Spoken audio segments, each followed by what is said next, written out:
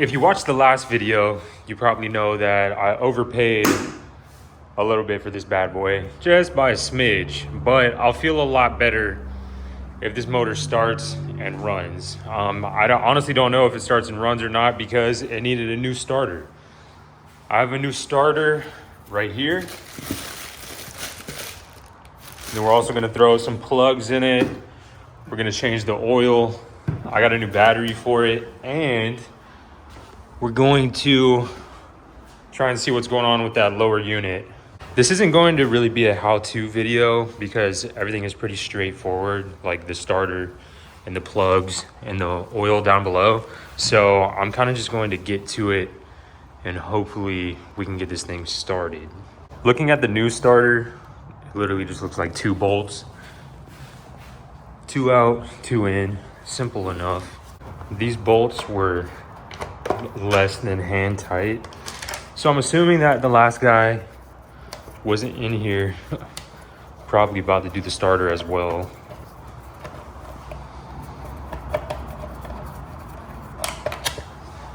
Yeah, they weren't even tightened down at all. Which leaves it easy for me. I also see that there was a solenoid just kind of hanging out in the back, and this one definitely looks brand new. So he probably tried to change the solenoid and it didn't work, realized that it was the starter. I mean, at least that's what I'm hoping.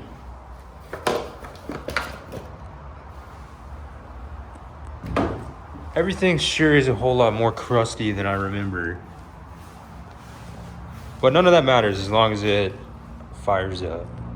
Looks like just a ground wire right here, or a power wire and a washer. Take those off. Take this wire off. And then just 2 more 12 mils. Crack both of those.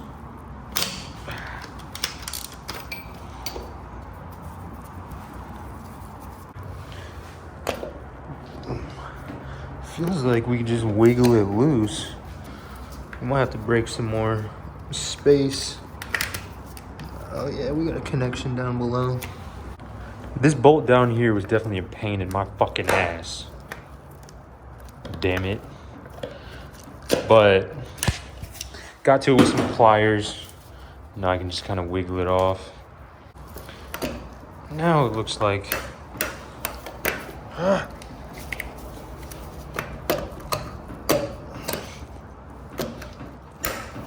it wants to just wiggle out. If I can just break free this side.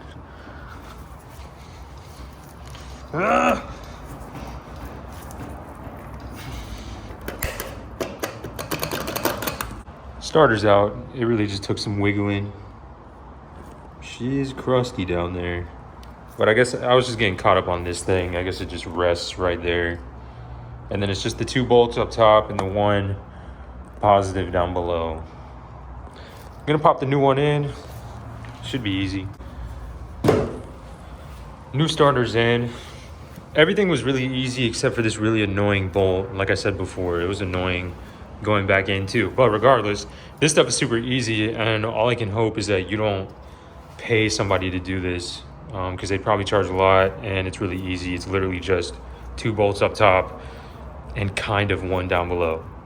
Super easy. You should definitely do it yourself. Next up, we're gonna do the plugs.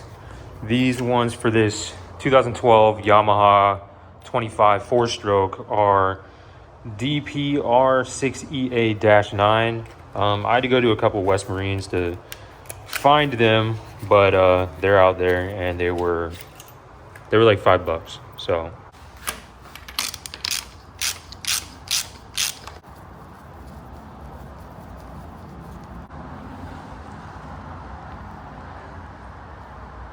they definitely look pretty new.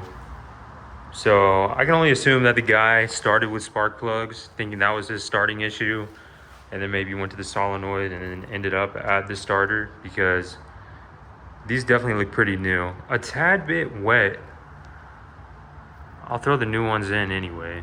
As far as accessibility to the lower spark plug, Yamaha definitely has it made, because With the Suzuki that I have out there, I have to take off this whole side plate just to get a comfortable access to this lower plug. Pretty much the same story with this plug. A little wet for sure, but definitely a pretty new plug. Still gonna swap it out.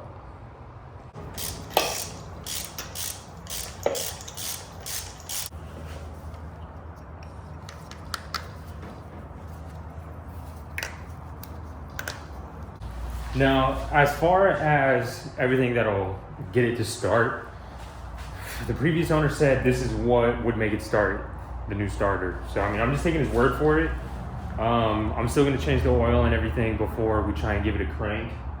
It is electric start, so I'm gonna hook the battery up and press the button here in just a few minutes. But yeah, as far as everything we needed to do to get it started, I think we just needed a little bit more of that juice. So starter and plugs. I haven't done anything to the gas. I'm gonna give it a whiff here in a little bit and just hope that it smells like gas. I'm sure the gas is fine just for a crank. So next is the oil.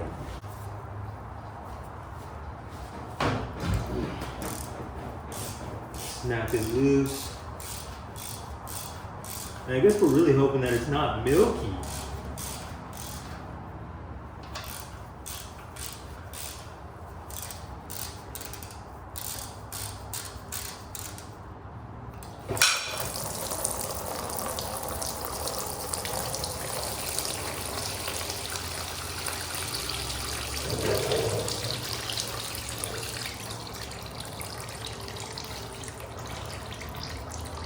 Oil looks pretty good, pretty new, but it smells like gas. It smells like gas bad.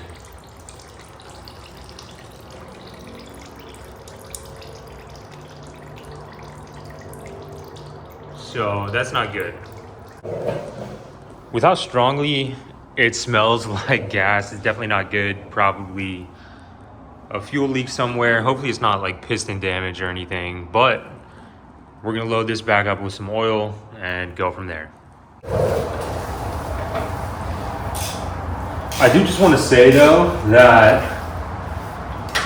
I'm just a guy with heart failure, just a good husband, just a good dad with heart failure, just trying to make some YouTube videos, working on my stuff. And I've been getting a lot of hate comments that are really fucking driving me nuts. But then I realized that nobody leaving hate comments is posting any videos. I secondly realized that everybody leaving hate comments has a receding hairline. So just kind of a couple things that go hand in hand with stupid motherfuckers commenting on videos out of pocket. So we're gonna keep working on this motor. We're gonna keep working on other stuff. And everybody else can shut the fuck up. I figure though, while we're down here, we might as well crack open this lower unit lube,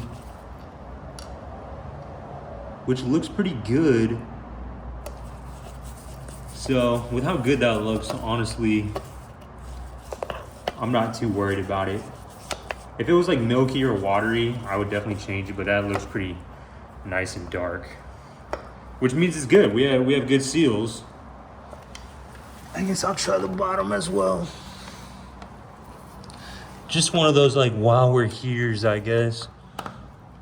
It's not hard to do.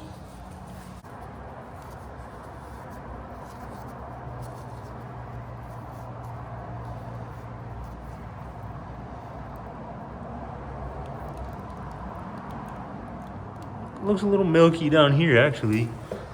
So we're gonna crack this one back up top and we're gonna change it. I guess that was silly of me, that I guess it would be more separated. It's definitely not terrible though.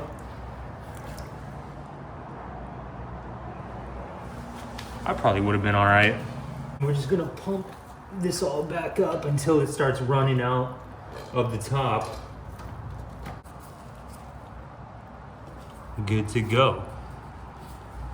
We're gonna put this top bolt back in,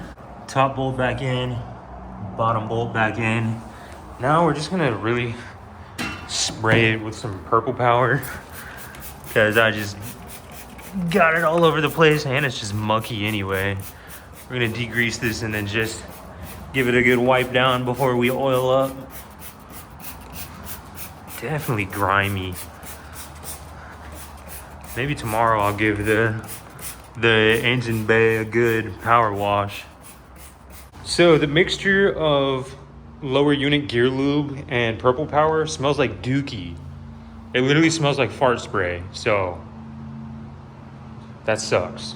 At the same time though, the presence of the gear lube is definitely kind of keeping it all looking nice and moist with like on the faded paint, so that might be a cheat code as well, but definitely doesn't smell good, I'll tell you that much. Yeah, there's a bunch of like green stainage, like growth looking stuff, but nothing a good spit shine can't fix.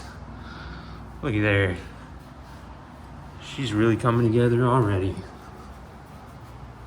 She's looking okay for now, definitely a little more shiny.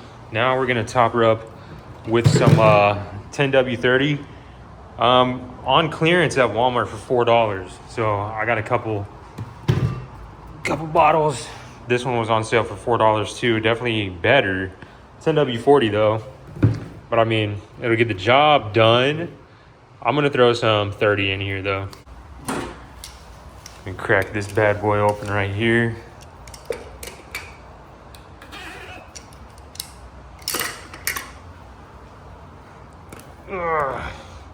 What are we thinking? Give her about a quart? Maybe a little more than a quart? Dang, it just goes forever. Yeah, I'll probably give her a little more than a quart. Just gonna let that hang out right there. I could probably tilt the motor up, huh? Silly. That should be all right. Just topped her off with a little bit of another bottle. Probably went a little over, but that's okay. No one's watching. We'll be all right. Looks all right in there. I cleaned my whole garage earlier, thinking it would help me be more organized. I cannot find my socket wrench anywhere. Oh. It was hiding, I couldn't see it because it was behind this thing, okay. I'm just putting all the bolts back in here. I'm tightening them up like a man this time. So they're not gonna come off real easy.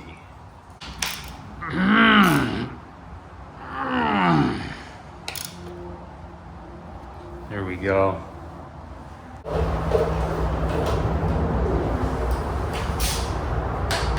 I don't know if you remember me saying this in one of my Subaru videos, but we don't use power tools around here. We just use real man strength. Socket wrenches, these things, screwdrivers. First of all, we don't like to strip nuts and bolts. Second of all, there's just something American about it. Something American about pulling out the old socket wrench instead of the old ugga-dugga. You don't have to impact everything, although you can. It definitely makes it a lot easier. I'm not oblivious to that.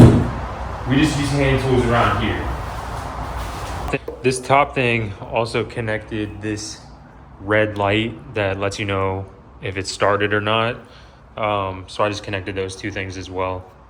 The next thing is the battery, and I can only assume that he duct taped this one to symbolize the positive terminal.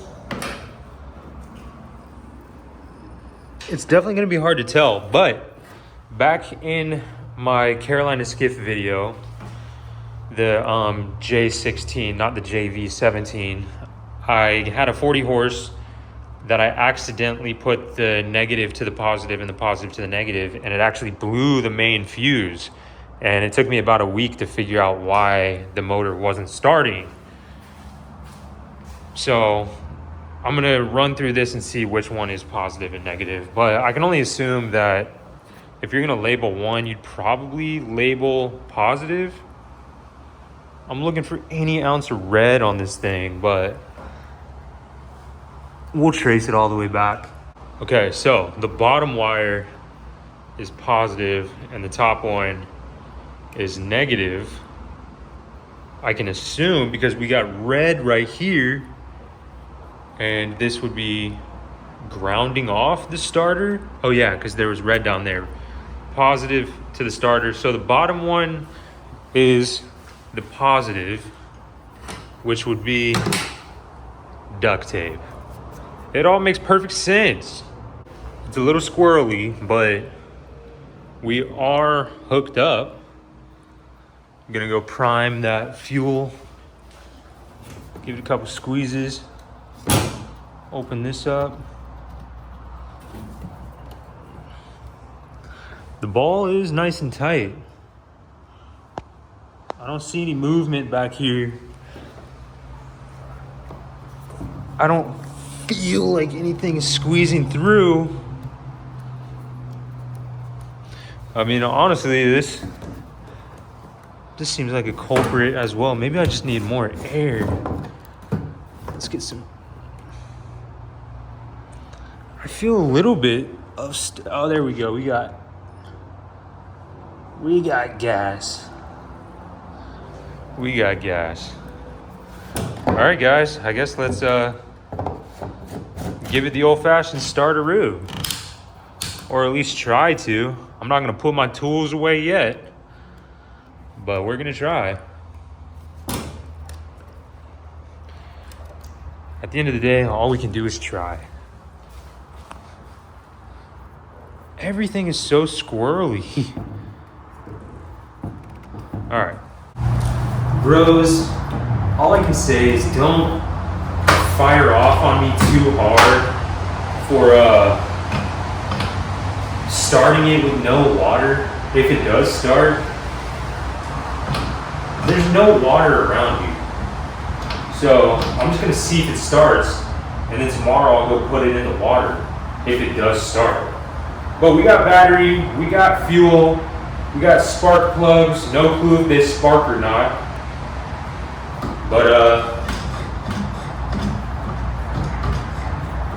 throttle feels janky as well. But I mean, that's not gonna stop starting it.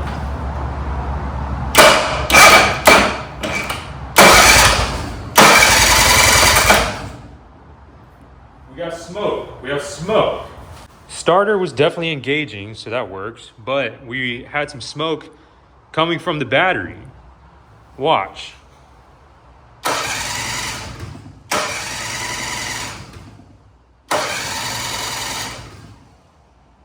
No more smoke from the battery, which is great. But also no start from the motor.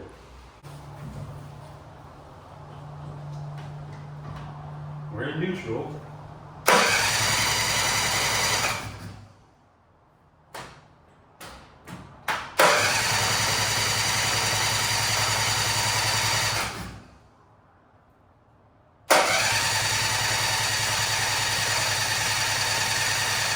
I can't tell you like how hard this ball is to squeeze.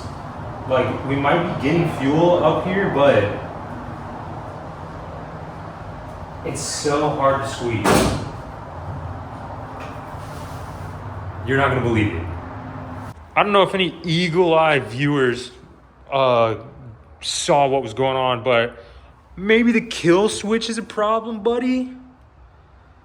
Hopefully I have one. I know I have one on the Gnu.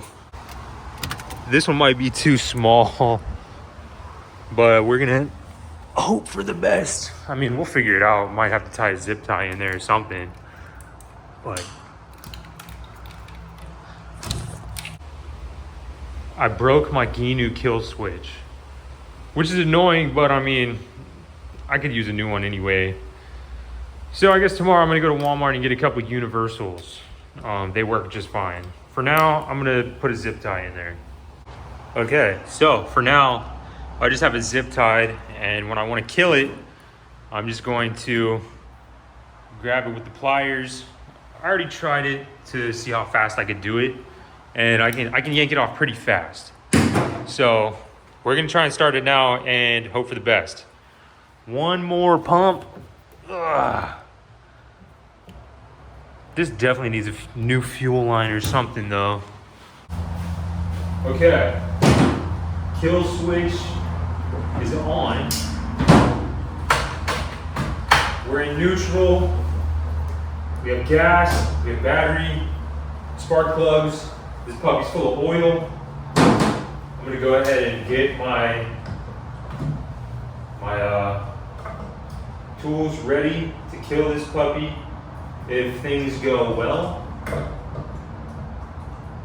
And I guess we're just gonna try and start it.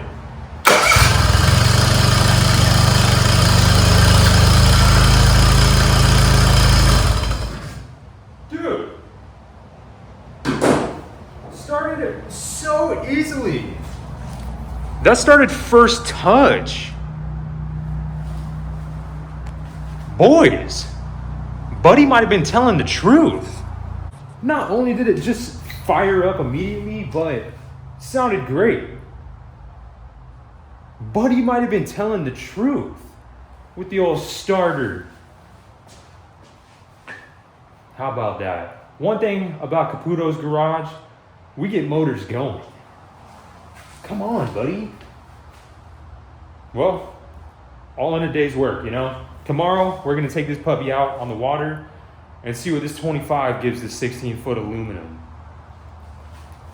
As of right now though, I'm gonna call it a wrap on the video.